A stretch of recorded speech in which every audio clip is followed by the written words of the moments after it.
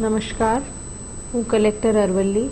જેમ આપ બધાને ખબર છે, દર વર્ષની જે રાષ્ટ્રીય પર્વ આવી રહ્યું છે 15મી ઓગસ્ટ, એ જ દિવસે 1947માં ભારત આઝાદ થયું હતું.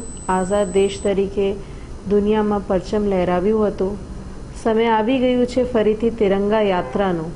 તિરંગા જે આપના બધાના ગર્વ, ગૌરવ, આપણે બધાની ઓળખ.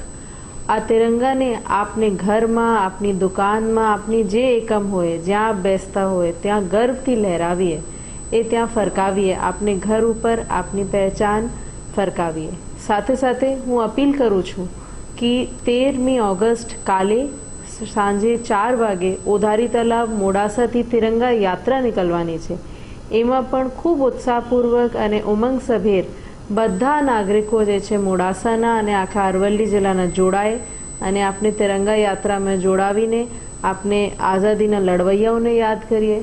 કહેવામાં આવ્યું છે કે શહીદોની ચિતા પર હર વર્ષ लगेंगे मेले, वतन पर मरने वालों का बाकी यही निशा होगा. તો આ દિવસ છે કે આપણે શહીદોને યાદ કરીએ.